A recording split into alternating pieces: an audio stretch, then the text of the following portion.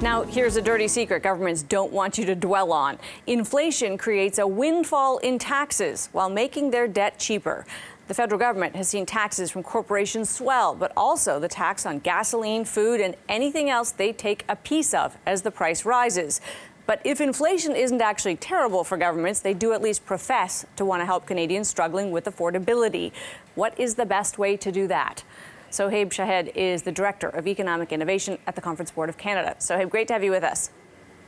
Thanks for having me. So there is a lot of talk about wanting to help.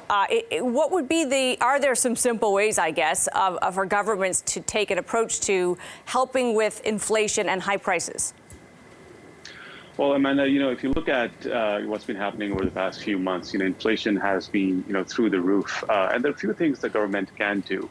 And if I were the government, I would start from food prices, the food sector and the energy sector. For example, in the energy sector, the government could consider reducing, taxes on fuel and gasoline, for example, the GST. In the food sector, the government could consider reducing the HST.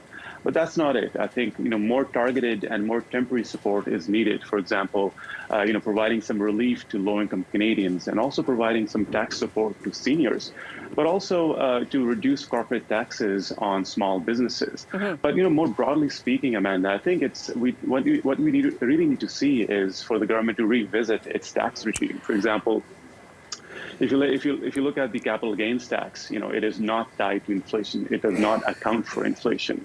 And south of the border, we see some senators bring about a bill, that is proposing to account for inflation when measuring the capital gains tax. So if the U.S. does it and we don't, we'll be even less competitive in the eyes of the international investor. So there are a lot of ideas that you've just suggested there, which gets me to this kind of sort of maybe big picture question, which is we don't see a ton of innovation when it comes to how we tax. And we know the tax code is complex. We know it's, thick and cumbersome, and there's a lot of red tape in it. Is now exactly the kind of time that governments should be thinking quite simply about it? How do you leave money in people's hands? What is a fair way to tax? Because it seems to me that tax revenue is going up simply because the price of something is going up. It does get into the word unfair. It's a childish word, but it seems to me to be an accurate one. Governments don't deserve a piece of something that's purely inflationary. Well, let me first acknowledge from the government's perspective that the government is not in an easy position. And if you look at the previous budget that was released last month, the word affordable is mentioned almost 100 times. But in terms of substance, there's little I saw in terms of alleviating the pressure Canadians are facing, especially in the near term.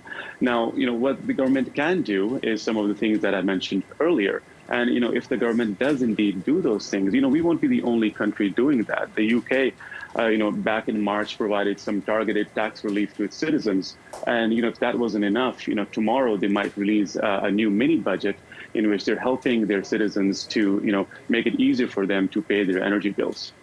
We have already in our system something that economists would call automatic stabilizers. The one that many of us would be most familiar with would be employment insurance. They're things that are in place, they kick in very predictable ways when certain things happen. Could we use a lot more of those so that when food prices get out of control or gas prices rise or wages are too slow relative to inflation, there are some things that kick in to help people out? Absolutely. A lot of these automatic stabilizers, they are, tied to, macro indicators, big picture indicators. But I think the need of the hour is to tie them to sectors such as energy, sectors such as food. These are sectors where Canadians are hurting the most, especially low-income Canadians. Sohaib, it's great to have you with us. Appreciate your time. My pleasure. Sohaib Shahid is Director of Economic Innovation at the Conference Board of Canada. Well, of course, you can score political points with things like a gas tax holiday. The question, though, is now the perfect time to ask for a little more thought about how and why Canadians are taxed. Ian Lee is an Associate Prof at the Sprott School of Business at Carleton University. Ian, great to have you with us. My pleasure, Amanda. The perfect time because, of course, it is this question of affordability, and it's on everybody's minds, and we have this sense that the forces making life unaffordable, i.e. inflation, are kind of beyond the control of government and policymakers. They're quite global in nature. What is the best tool? What's the best lever governments have to make things better? As you know, Amanda, this has been studied literally all the way back to Adam Smith. What is the role of government? What is the purpose of government? Nobel Prizes have been awarded in so-called public choice economics, studying, the optimal role of government. The OECD did a great study a few years ago suggesting that the totality of government, the optimal size of government is around 26% of GDP. That's all levels, federal and provincial, municipal. We're well past that. We're at 40% now.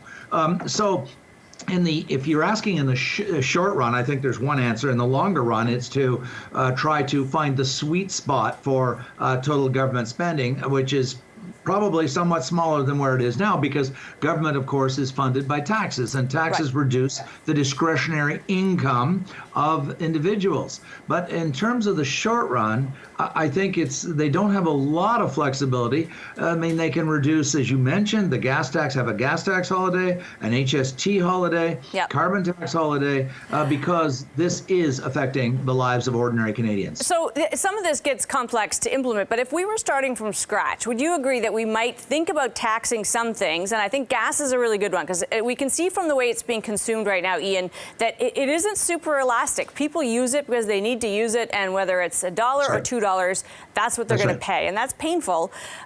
Should we tax on volume instead of price? Because at the moment, what happens is every penny over what it was a year ago is just an extra bit of tax for the government, even though we're using the same amount of gasoline. It seems a bit odd. The problem with consumption taxes or PGU taxes or carbon taxes, whatever we want to call them, is that they are effective if our demand is elastic. So in plain English, my demand for T-shirts is very elastic. I'll pay $10 for a T-shirt, but I'm not going to pay 50 or 100 or 200 for a T-shirt.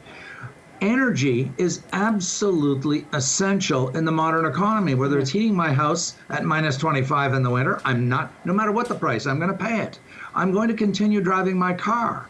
And so the argument that was made by environmentalists that, look, we're very sensitive to this, increase the price and we'll all change our behavior about driving cars, we now know is not true.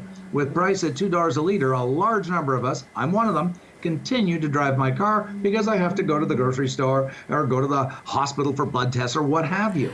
And so I think we've got to look at this, and government is profiting from inflation at the expense of ordinary people. So we've got to look at a more creative way on establishing these taxes on essentials.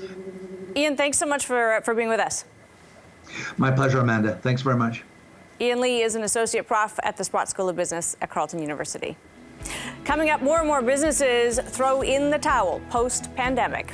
But first, this. Connor McDavid is sparking what is surely the most Canadian of debates. Is he the greatest hockey player of all time? As the Oilers Flames series captivates hockey fans and offers a much-needed boost to Alberta's restaurants and bars, McDavid's performance has them asking, is he or isn't he? It's a loaded question in Edmonton, of all places, home to the Great One. But 25-year-old McDavid's skill seems to combine the attributes of several all-time greats in one package. Hence, the debate.